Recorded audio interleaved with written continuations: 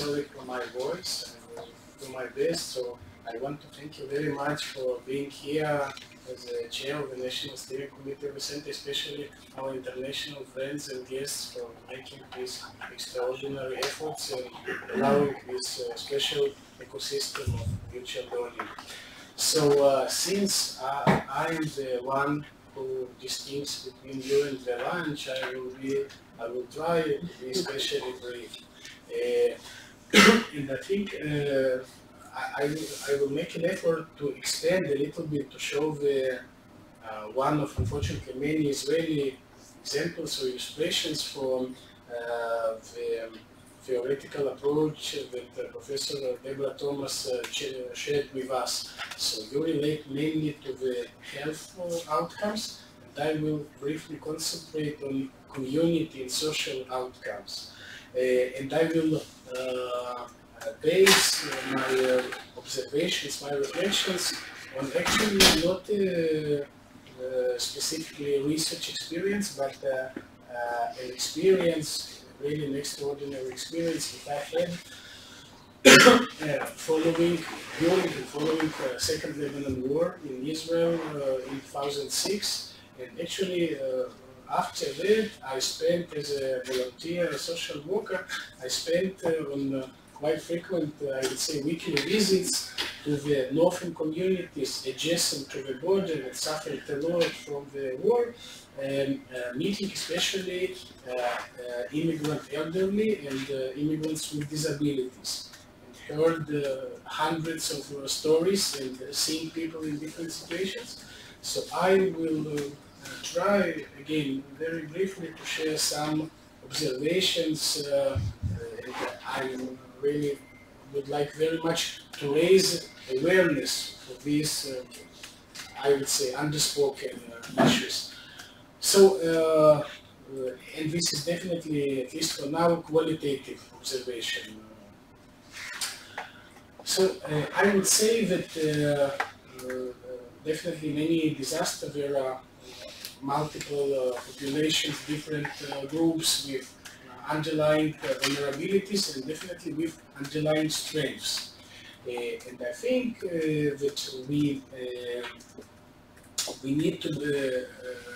need to adopt a much more nuanced approach following the post-disaster phase, much more nuanced approach to different issues and to different populations. And this is not to say not to see the big picture. On the contrary, we must see the big picture, but accurate big picture is actually constituted from multiple small and very nuanced pictures. So I would say that during these 33 days that the war occurred, most of these vulnerable people felt practically abandoned by local authorities, by national authorities. They didn't have a clear address to speak with, to approach. Actually, this is the photo that was taken in the city of Ma'alot, a few kilometers from the border with Lebanon, and it was, so we may say at the same time, a big disaster, but also a big miracle. Actually, this was the house in which lived a single father with severe disabilities and his teenage son. At this moment, when there was a direct hit by missile, they, thank God, were not at home. And then we visited them and tried to help. But so again, I would say that this is a big miracle because, God forbid, it would be very different. But many of those people felt very much abandoned during the disaster and at least partially also after that. And I would say that my first visits to these families, many times I spent 2 or 3 hours with a person or a family. And then I asked, because we could approach authorities or other people, I asked what would be the most significant assistance for them. And almost all of them told, look, you spent time with us, you heard our stories, you assisted us a lot. So maybe we need also some practical issues, but I think first of all people felt that they are heard, that they are respected. It relates to the point that Professor Zaks mentioned in your lecture about treating with dignity.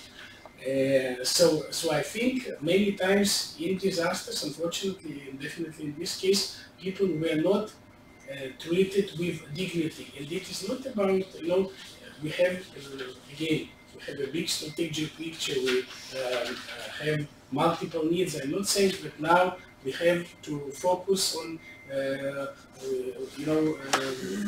forget the enormous challenges and only treat people as there were no disasters. But I think that we have to be very much aware, and this is in line with your theoretical and practical approach. I think we have to be aware of the weaker parts of the society, and when we speak about emergency preparedness, to address much more attention to their needs prior to the disasters, during and following, because and this is one of my last observations for now.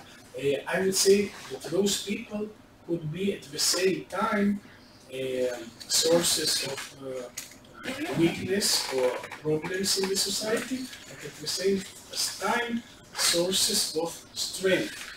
Some of these people that I was fortunate to meet were Holocaust survivors. They went through very significant disasters, and most of them wanted to be of help also to others. But then this is a matter of social mechanism, of community, of locality, region, and the country as a whole. How do we relate to these people? How do we treat them? What are the mutual expectations, if any?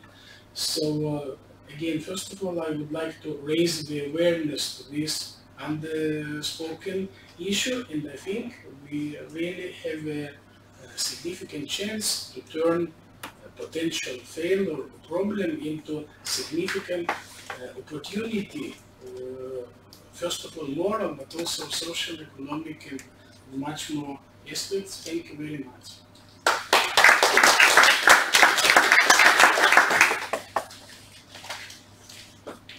Any questions?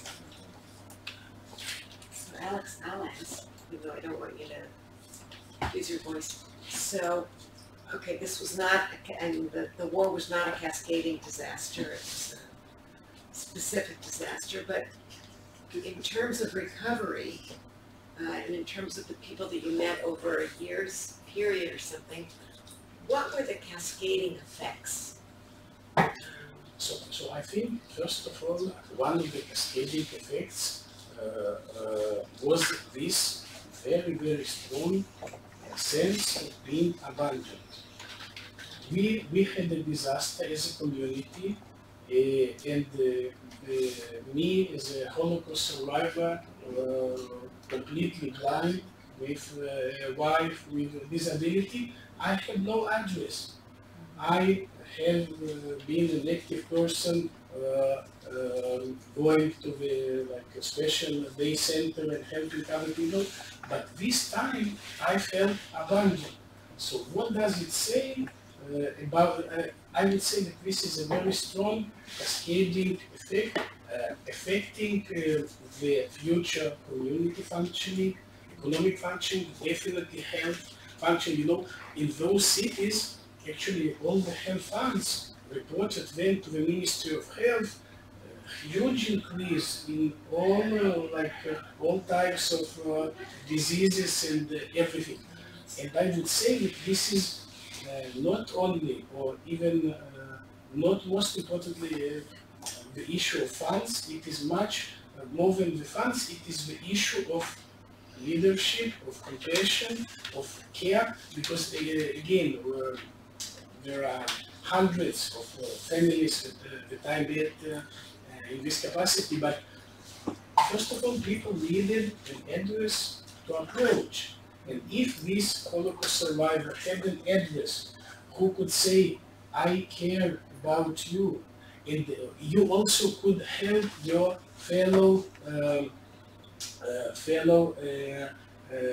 neighbors and the fellow colleagues and everything, it could dramatically change the picture. And what happened actually, in fact, is that people with more connections, more economic resources left the area, and then for those who had less physical, social, community resources, they actually, lost their ground, lost confidence in community, in their future. So I would say, and again, this is for a much longer discussion, I would say that they are underspoken, underrelated, very significant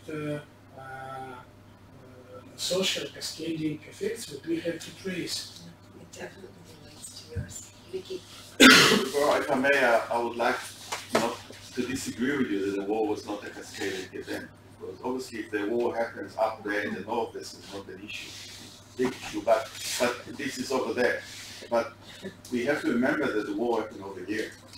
And if you take and the fact that obviously the war started, that was the event, and then start missiles falling around here, and that created so many issues that create the cascading event. The fact that you cannot transport everything, the fact that all the community services cease to work, and this is what Alex was aiming to, and the fact that there was so many issues around this that created the cascading effect, because this was an event of 33 days.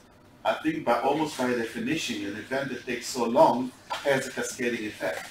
You cannot overlook this, because this is, the starting event was maybe something, that's not, it is an event, but not a cascading event.